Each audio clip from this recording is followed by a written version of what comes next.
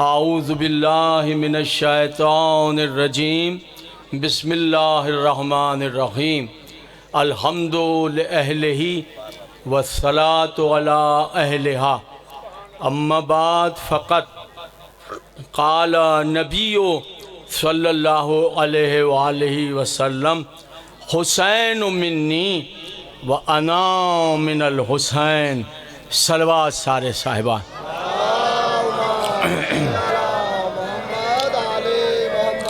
इंतहाई वाजिबुल एहतराम सामईन बहम्दुलिल्लाह बताईद मासूमा आलमीन मखदूमा कौनैन मादर हसनैन जिगर गोशा रसूल सकलैन फ़ख्र मरियमो आसियाओ हव्वाओ हाजरा तैयबा ताहिरा मासूमा मुमतहना राज़िया मर्ज़िया ज़किया क़िस्मतुल्लाहिल कुबरा। उनका ये एहसान अज़ीम कि ये कदीमी रूहानी और नूरानी सालाना मजालिस अज़ा जिससे इस साल मुझ फ़कीर को ख़िताब करने की इज़्ज़त हासिल हो रही है, इन दुआओं के साथ कि परवरदिगार आलम बानियान मजलिस की तौफ़ीक़ात में इजाफ़ा फ़रमाए, इन्हें सेहत अता फ़रमाए, ज़िंदगी अता फ़रमाए, रिज़्क़ कसीर अता फ़रमाए कि ये सिलसिला अज़ा इसी सज धज के साथ सुबह क़यामत तक जारी व सारी रह सके। और जितनी दुआएं आपके दिलों में मचल रही हैं, मैं इल्तमास करता हूँ परवरदिगार की बारगाह में कि अमीर अल मोमिनीन के सदक़े यक जुम्बिश कलम आप सबकी दुआओं को मुस्तजाब फरमाए, हमारे मौला व आका के ज़हूर में ताजील हो जाए। अल्लाह हमें उनके नालायन चूमने का शर्फ़ अता फ़रमाए। इतनी बुलंद सलवात पढ़िए कि तमाम दुआएं मुस्तजाब हो जाएं।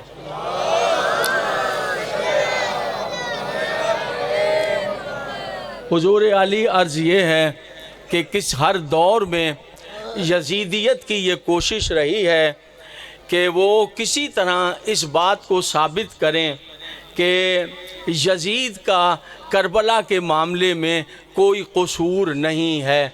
टेलीविज़न पर पूरी ताकत सोशल मीडिया पर लगाई जाती है और वो बच्चे देखते हैं और जवान देखते हैं, कभी इस रुख से कभी इस रुख से कभी इस रुख से, कि वो तो वहाँ बैठा हुआ था, ये था। आज इसी सिलसिले में एक सवाल का जवाब है और तकरीर का तमाम। हुजूर 61 हिजरी में 10 मुहर्रम को करबला में अजीम सानहा हुआ और इमाम आली मकाम रसूल की आगोश का परवरदा, वो हुसैन के जो रसूल की आगोश में आया, आगोश से रसूल के कंधों पर आया, और इतना ही नहीं, जिस रसूल का गोश्त पोश्त लुआबे दहने रसूल से तामीर हुआ, वो रसूल वो हुसैन के जिसके लिए रसूल ने फरमाया कि ये हुसैन मुझसे हैं और मैं हुसैन से हूँ। याद रखिए, कायनात में हर नवासा नाना से होता है, हर पोता दादा से होता है। हुसैन मुझसे है, ठीक है, लेकिन ये क्यों कहा कि मैं हुसैन से हूँ? इसकी वजह ये है हुजूर आली कि सुबह 10 मुहर्रम तक हुसैन रसूल से है, लेकिन 10 मुहर्रम ऐसा वाक़या है कि अगर हुसैन कदम पीछे हटा लेते तो सुबह क़यामत तक ना अजान होती ना रसूल का नाम होता। 10 मुहर्रम हुसैन ने अजीम कारनामा अंजाम दिया, शहादत के मनसब पर फायज हुए और नाम रसूल को बचा लिया। इस तरह 3 शौबान से लेके 10 मुहर्रम तक हुसैन रसूल से है और 10 मुहर्रम से सुबह क़यामत तक रसूल हुसैन से है। सलवात पढ़िए मोहम्मद और आले मोहम्मद। बात वाज़ेह हो रही हो क्या कहने हुसैन इब्ने अली के, क्या कहने। तारीख़ की तरफ चलिए और आज मैं आपको ये जलसा है जलसों के मूड और होते हैं, मजलिस का मूड और होता है। जलसे के पैटर्न और होते हैं, मजलिस और होती है। जलसे में तो बस जो है वो जल्दी जल्दी पढ़ा जाता है चंद नुक्ते, ताकि अच्छे से नारे आ जाएं, वाह वाह हो जाए। मजलिस और है। मैं चाहता हूँ जलसे के रुख को मजलिस की तरफ मोड़ दूँ और मैं आपको तारीख़ के संगलाख वादियों में लेके चलूँ, ताकि आपको ये पता चल जाए कि इस्लाम जो है बस 10 मुहर्रम हुसैन ने बचा लिया है। 10 मुहर्रम से लेके सुबह क़यामत तक अब कोई ताकत नहीं है जो इस्लाम को मिटा सके, और किसी में ये ताकत नहीं है कि हुसैन की जगह पर आ सके। समझ में आ रही है? हुसैन हुसैन है, बस बचा गया सैयदा का लाल करबला में, तामीर कर गया। आइए तारीख के अजीम वाक़े की तरफ चलते हैं। हुजूर आली 61 हिजरी के बाद यजीद ने मदीने मुनव्वरा पर हमला किया। वाक़े करबला के बाद क्यों हमला किया? हमला इसलिए किया कि मदीने वालों ने यजीद की बैअत तोड़ दी। बैअत तोड़ दी जब मैंने पढ़ा तो इसका मतलब ये हुआ कि पहले मदीने वालों ने यजीद की बैअत की थी। ज़रा जलसे में फ़र्क होता है, जलसे में शॉर्टली कहना पड़ता है, लाउड कहना पड़ता है, फिर दाद आती। ठीक है हुजूर यार, थोड़ा ऐसे आ जाए, इधर आ जाए, थोड़ा सा ढाल, ऐसे ही क़िबला। थोड़ी देर के लिए सोचें कि आप मजलिस में हैं और हम ज़रा देखें तारीख़ का ये क्या वाक़या है। जब आप कहें ना कि उसने इस्लाम बचा लिया है उसने, तो याद रखिएगा किसी माई के लाल में ताकत नहीं है हुसैन के सिवा। हुसैन के सिवा नहीं किसी में ताकत। कुर्बान जाए सैयदुल शोहदा की नालैन की खाक पर कायनात में। यजीद की बैत की थी ना मदीने वालों ने, क्यों तोड़ी बैत तारीख में देखिए। वजह क्या है? मदीने वालों ने जब बैत की थी तो बैत क्यों तोड़ी? उसका सबब यह है,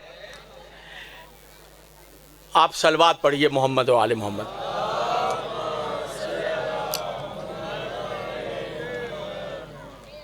आ जाइए बिस्मिल्लाह।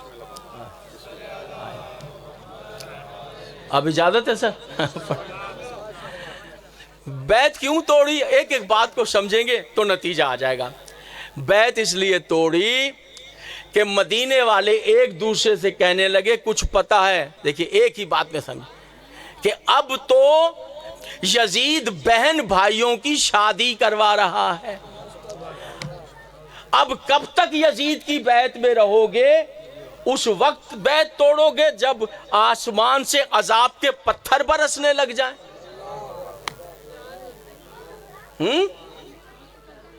आसमान से पत्थर बरसने लग जाए। क्या क्या खेल थे यजीद के? यजीद का खेल था शराब पीना, यजीद का खेल था बंदर से खेलना, यजीद का खेल था शतरंज खेलना। ये सब चीज़ें हुसैन के मानने वालों पर हराम है। इतना ही नहीं बल्कि शतरंज खेलने के लिए इमाम रज़ा ने फरमाया, खेलना दूर की बात, फरमाया किसी को शतरंज खेलते हुए देखो तो उस पर लानत करना। जबान से ऊपर से आवाज़ से ना कर सको तो दिल में करना। फरमाया अगर किसी ने शतरंज खेलने वाले को देख के यजीद पे लानत ना की तो मैं रज़ा उस पे लानत करूँगा। मैंने किसी ख़ास वजह से ये बात कही है, आप समझ रहे हैं मेरी बात? बहन भाइयों की शादी करवा रहा है, अब तो अजाब आ जाएगा। मदीने वालों ने बैत तोड़ दी। वाक़े करबला के बाद बैत तोड़ दी। शाम में यजीद को पता चला। जब यजीद को पता चला तो उसने अपना लश्कर भेजा कि जाओ मदीने वालों पे चढ़ाई कर दो और उनका कत्ले आम करो। मुस्लिम बिन उक़बा अलैलान वाला ज़ाब को लश्कर का सालार किया। ये इंसान नहीं दरिंदा था, दरिंदा। इसे भेड़िया कहना भेड़िए की तो हुई, यानी दरिंदगी में भेड़िए से बड़ा हुआ था। हर वक्त कत्ल करता रहता था, शराब के नशे में बदमस्त रहता था और अगर कोई कत्ल करने के लिए आदमी ना हो तो मश्क में हवा भर के रख देते थे और उस पे तलवार मारता रहता। यानी इतना खूनी आदमी यजीद ने मुंतखब किया मदीने वालों पर चढ़ाई करने के लिए कि उन्होंने मेरी बैत क्यों तोड़ी है। मदीने वालों को पता चला, ये भी लड़ने के लिए तैयार हो गए और तैयार होने के बाद ये बाहर निकले।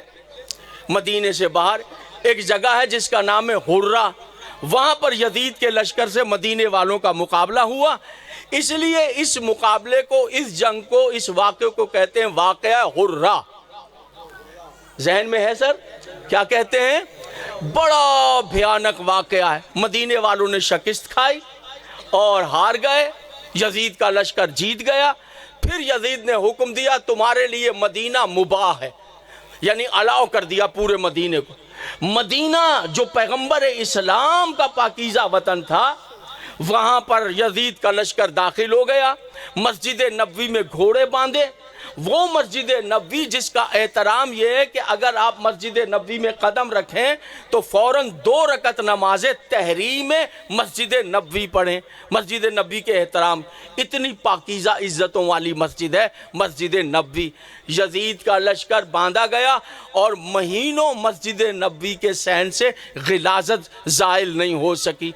आसार बुज़ुर्गों के पामाल कर दिए गए और मदीने के हर मर्द को, बच्चे को कत्ल कर दिया गया।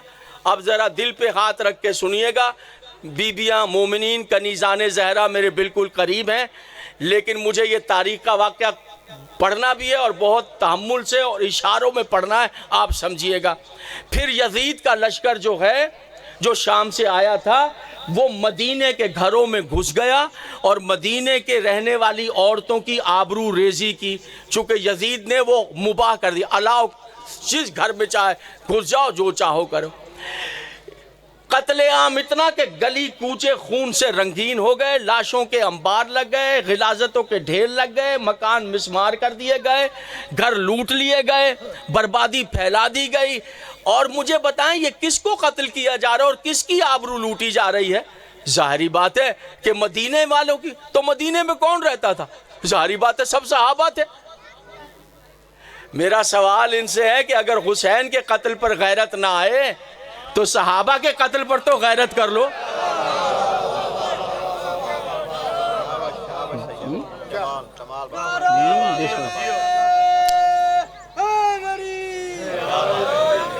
ठीक है जनाब। ज़हूर हुसैन जाफरी साहब का है, उनका हुक्म था कि ये मजमून आपने पढ़ना है, लिहाजा पूरा कर रहा हूँ। जो आपका रिएक्शन हो, रद्द अमल हो, मैं पूरा। ठीक है।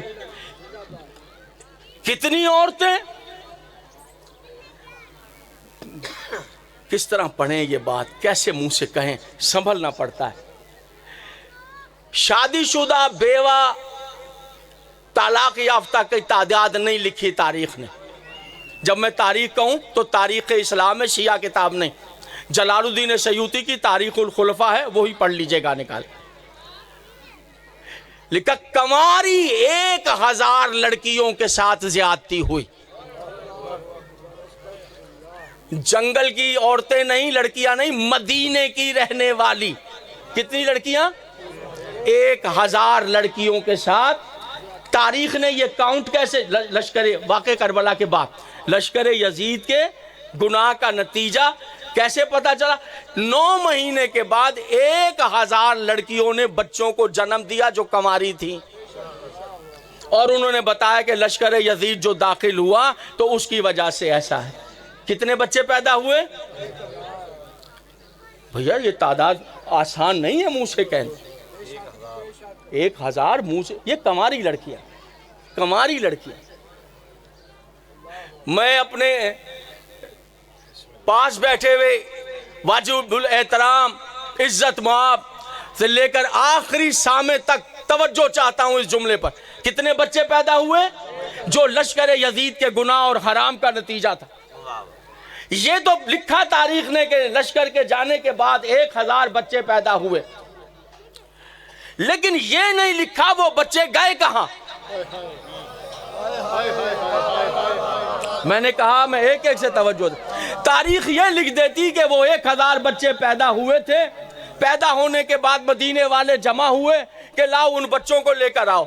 ऐसा करो कि एक बड़ा गड्ढा खोद लेते हैं, जैसे इस्लाम लाने से पहले जमाने जाहिलियत में बेटियों को दफन करते थे जिंदा, आओ इन हरामजादों को भी जिंदा दफन कर देते हैं। जिंदा दफन करते, आज मैं बहलोलपुर में चैन से बैठा होता, आज मैं इत्मीनान से बैठा होता कि हाँ भाई लश्कर यजीद के गुनाह के नतीजे में 1000 बच्चे पैदा हुए, मगर उसे वहीं पर जमीन में गाड़ दिया गया, मामला खत्म हुआ नहीं। या लिखते तलवार से 1000 बच्चों की गर्दनें काट काट कर फेंक दिया, मैं मुतमईन हो जाता। ऐसा नहीं लिखा, पैदा हुए 1000 बच्चे तो बच भी गए ना, बच भी गए तो बड़े भी हो गए, बड़े हो गए तो शादियां भी की, शादियां की तो उनके भी बच्चे पैदा हुए, उनके बच्चे भी बड़े हो गए, उन्होंने भी शादियां की, उनके बच्चे ही पैदा हुए, फिर उन्होंने भी शादियां की। तो वो लश्कर यजीद के गुनाह के नतीजे में पैदा होने वाले बच्चे जवान होते रहे, शादियां करते रहे, जवान होते रहे, शादियां करते। आज वही बच्चे टीवी पर बैठकर कह रहे यजीद का कोई कसूर नहीं था, यजीद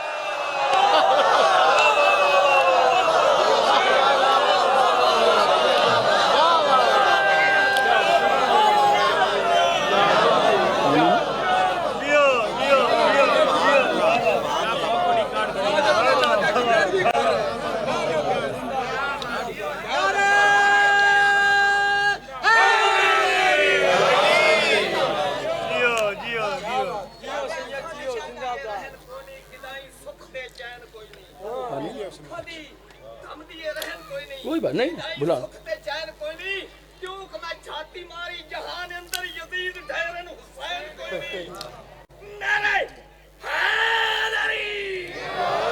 सच कहा है इन्होंने। नहीं बेटा नहीं चाहिए पानी, आज नहीं, आ जाओ, आओ बैठो, आओ आ जाओ। सच कहा है, बहुत अच्छी बात कही है कि यजीद हजारों है, हुसैन कोई नहीं, वो एक ही हुसैन है। हाँ याद रखना, भूलना नहीं, हुसैन एक ही है बस, इसके सिवा कोई हुसैन नहीं है। और जो किसी और को हुसैन समझ ले, फिर कम से कम वो हुसैनी तो नहीं ना रह सकता। जो हुसैन एक ही है बस कायनात में, समझे हुजूर आली, तवज्जो है हुजूर। अब वो ताराज कर दिया, ताराज कर दिया। अब सवाल ये पैदा हो रहा है कि इमाम ज़ैनुल आबिदीन अलैहिस्सलाम भी तो मदीने में है। मेरा ख्याल है आप अभी तक मेरे साथ, मैंने कहा कठिन वादी है ये तारीख, संगलाख वादी है तारीख की। सवाल ये भी तो पैदा हो गया, आपने कहा मदीने के घरों पर हमला किया, तो अहले बैत भी तो वहीं पर है।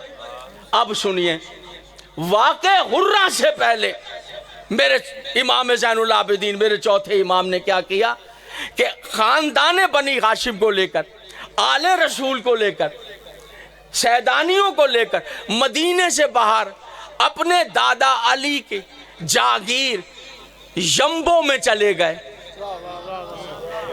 ये यम्बो क्या कहा मैंने, ये जागीर क्या कहा, आओ बताता हूँ।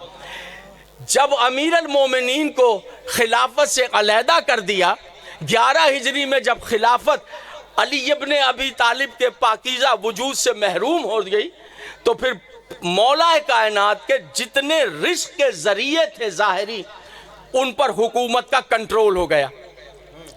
यानी जो खाने पीने के ज़ाहिरी असबाब थे, जीने के लिए खाना है, उन्हें हुकूमत ने कंट्रोल कर लिया।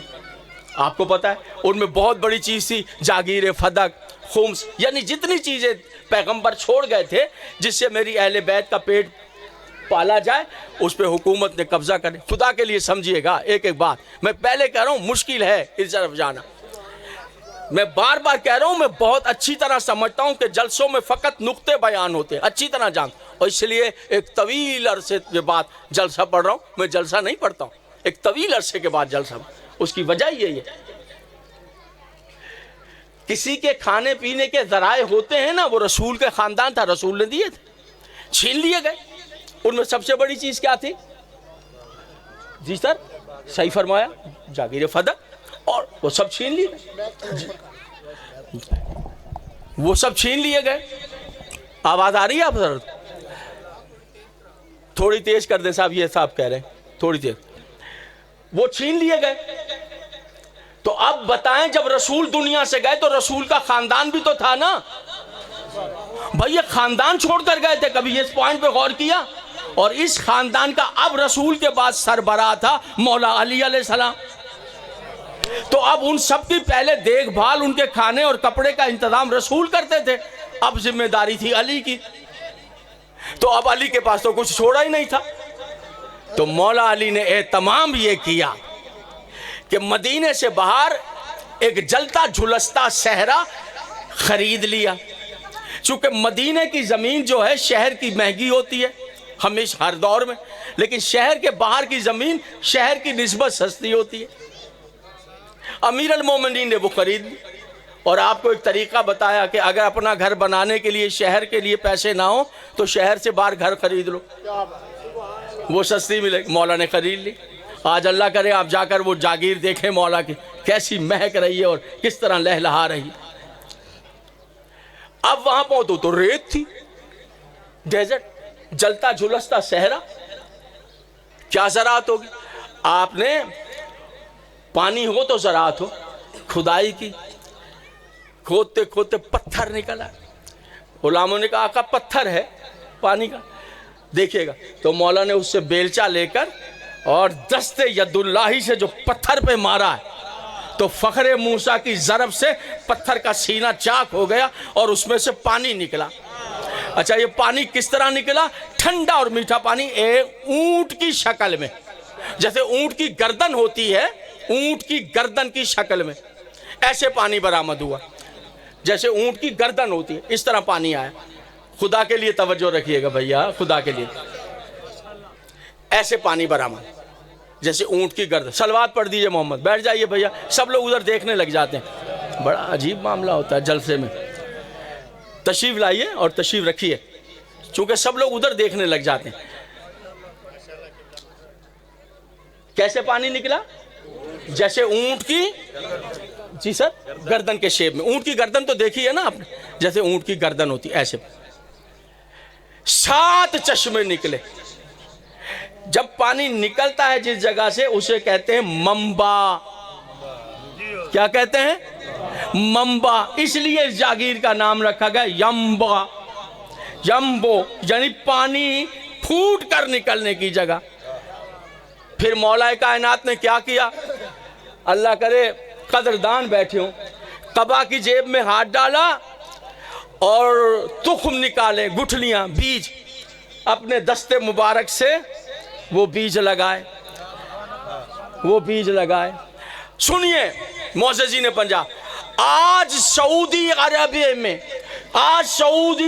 में अजवा नामी खजूर जो लाखों डॉलर का बिजनेस कर रही है, उन्हीं खजूरों की औलाद है जो अली ने अपने हाथ से लगाए।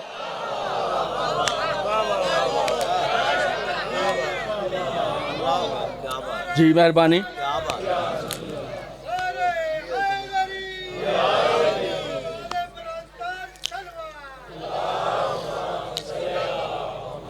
मजमून आपको तंग तो नहीं कर रहा है भाई? मजमून तंग तो नहीं कर रहा है? तंग तो नहीं हो रहे मजमून? जौ उगाए, अंगूर उगाए, इंजीर उगाए, अनार उगाए, अनार उगाए, इंजीर उगाए। फिर ये फसल वो है, सुनिए, कि 25 साल मौला ने इसी यम्बो से खानदान रसूल की परवरिश की। और इस तरह परवरिश की कि 25 साल जो हुकूमत दूसरों के हाथ में रही, तो उस 25 साल में खानदान रसूल का कोई फर्द इतना गरीब नहीं हुआ अली के होते हुए कि किसी गैर के सामने हाथ फैला देता। पूरे खानदान रसूल की परवरिश अली ने इसी बाब से की। 25 साल। और 25 साल के बाद जब हुकूमत आपके कदमों में आ गई और आप हुकूमत को शिफ्ट करके कूफे ले गए, तो कूफे में एक दिन ईद के दिन बैठकर जौ की खुश्क रोटी खा रहे थे, घुटने से तोड़कर। तो कहा देखने वाले ने, आका ईद के दिन में जौ खाना जरूरी है क्या? कहा नहीं, मोमिन अच्छे अच्छे खाने खाएं, अल्लाह खुश होता है। तो पूछने वाले ने कहा मैं सदके हो जाऊं, आप कह रहे हैं मोमिन अच्छे अच्छे खाने खाएं, अल्लाह खुश, आप जौ क्यों खा रहे हैं? कहा मैं अमीर अल मोमिनीन हूं।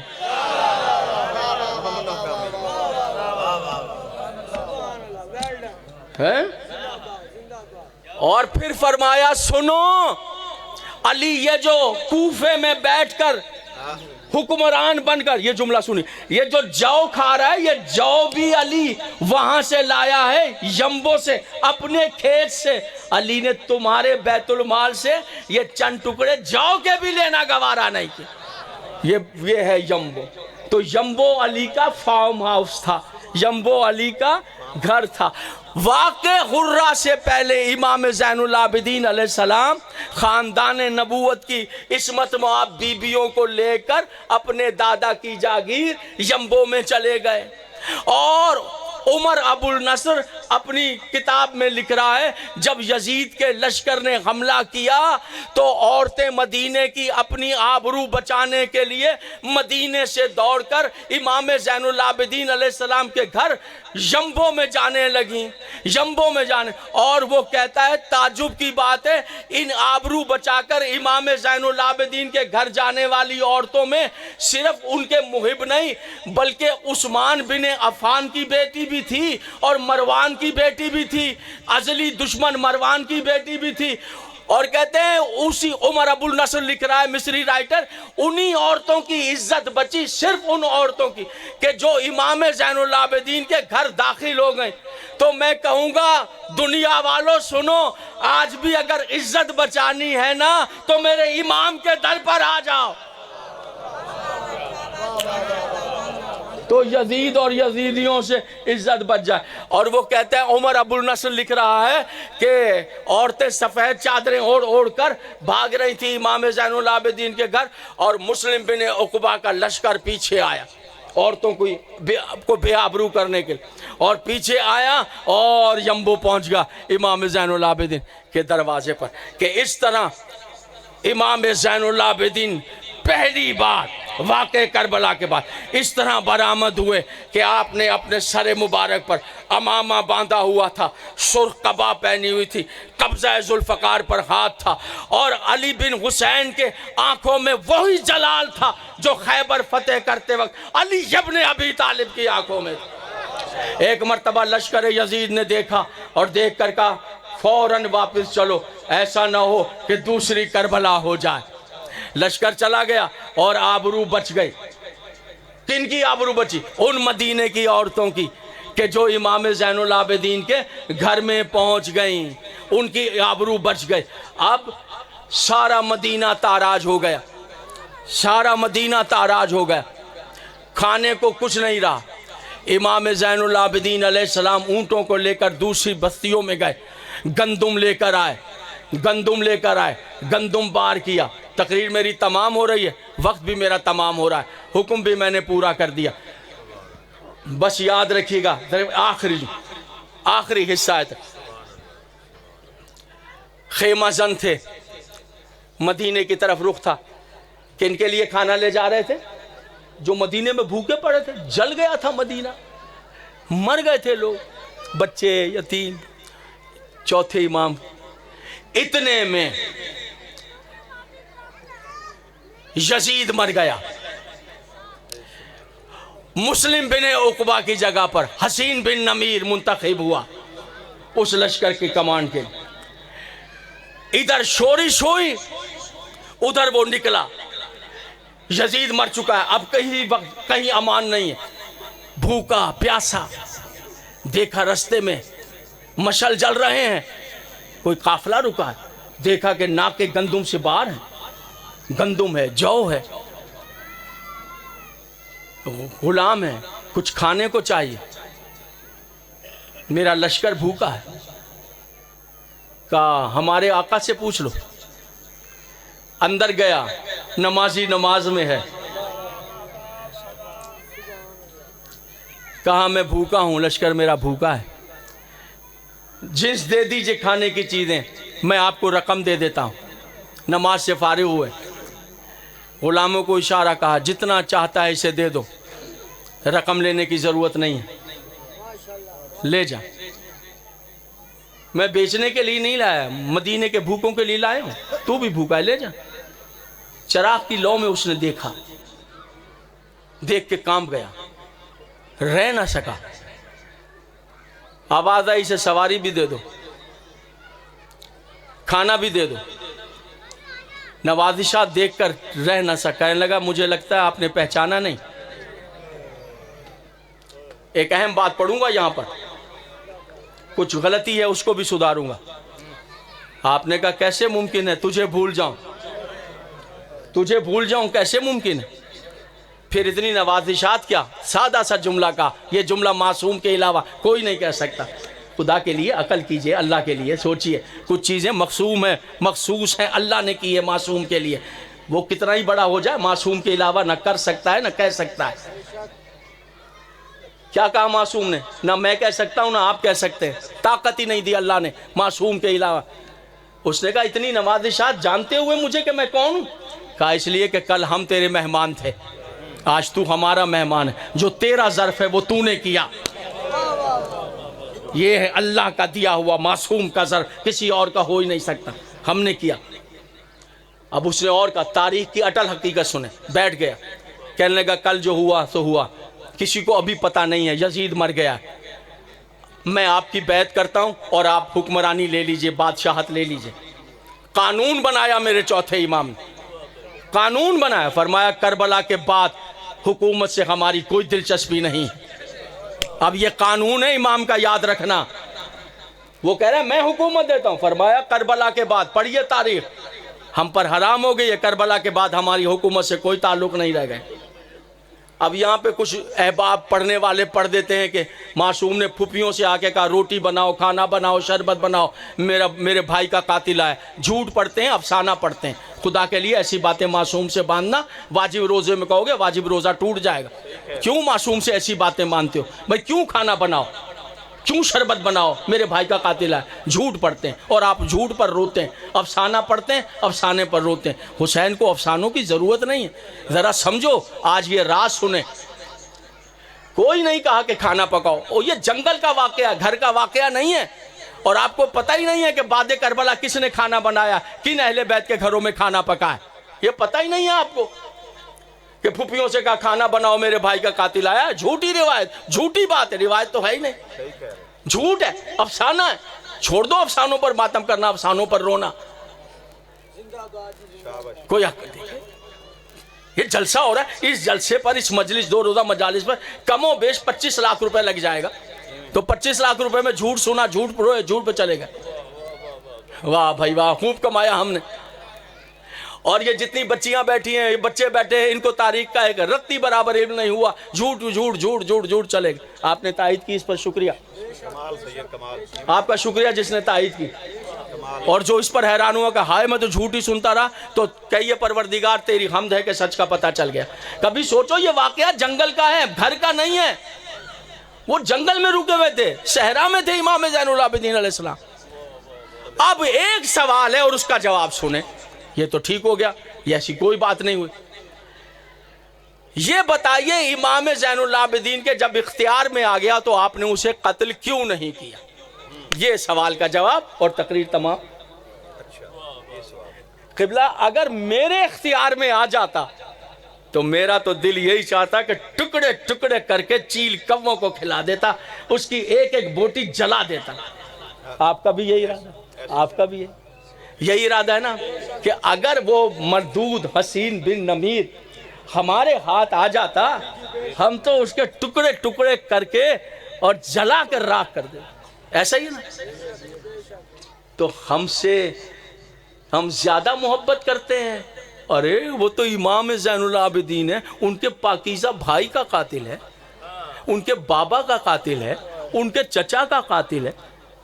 उनके जज्बात क्या होंगे? अरे खुदा के लिए समझिए सवाल का जवाब। फिर क्यों नहीं मारा इमाम ज़ैनुल आबिदीन? उनका जवाब, उनका जज्बात हमसे कहीं ज्यादा।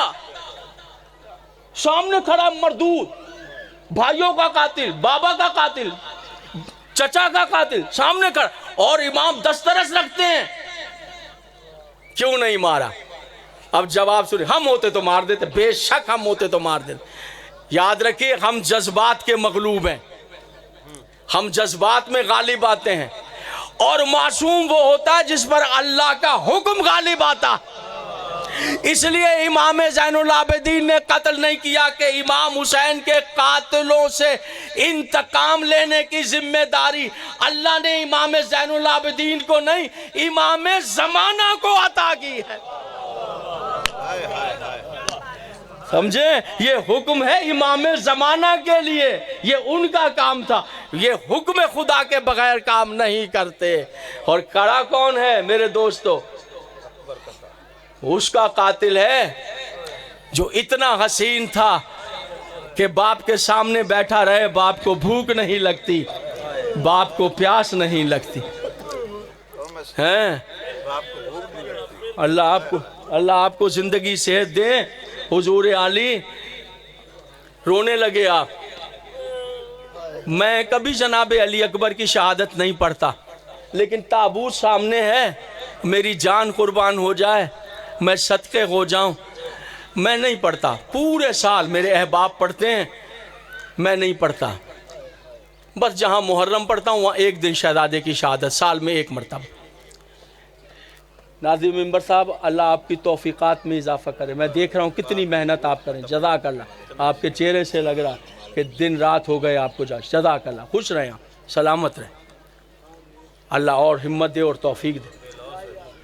वही टाइम जो मुझे दिया है उससे भी बस 1 मिनट पहले। मैं नहीं पढ़ता शहज़ादे अली अकबर।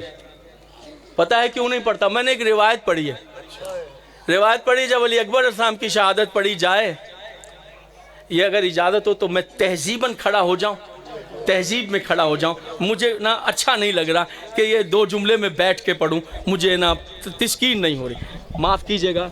मैं 2 जुमले खड़े होकर इसी जगह पढ़ना चाहता हूँ, ताज़ीमन खड़ा होना है। मैं शहज़ादे अली, बस बेटा जीते, मैं शहज़ादे अली अकबर की शहादत सारा साल नहीं पढ़ता, बस जहाँ मुहर्रम पढ़ता हूँ वहाँ है। क्यों नहीं पढ़ता? मैंने रिवायत पढ़ी है, सुनिएगा। रिवायत ये पढ़ी कि जब शहज़ादे अली अकबर की शहादत पढ़ी जाए, इमाम हुसैन मजलिस में आ जाते हैं, जो रो रहा होता है उसके पास खड़े हो जाते हैं और खड़े होकर उसे देखकर दुआ देते हैं। जो रो रहा है उसे दुआ देते हैं, तो जो नहीं रो रहा होता उसे बद्दुआ देते हैं। जो रोता है उसे दुआ देते हैं, जो नहीं रोता उसे बद्दुआ दे। नहीं, मैं कुर्बान जाऊं, वो करीम इब्ने करीम है, नहीं बद्दुआ नहीं देते। बस इतना है कि जो रोता है उसे दुआ देते हैं, जो नहीं रो रहा होता उसके पास खड़े होकर कहते हैं, तूने मेरा अकबर देखा जो नहीं, तूने देखा जो नहीं है। बस अज़ादारों, बस मातमदारों, ये उसका जनाजा है जिसका जनाजा मुश्किलों से हुसैन ने कांधे पर उठाया।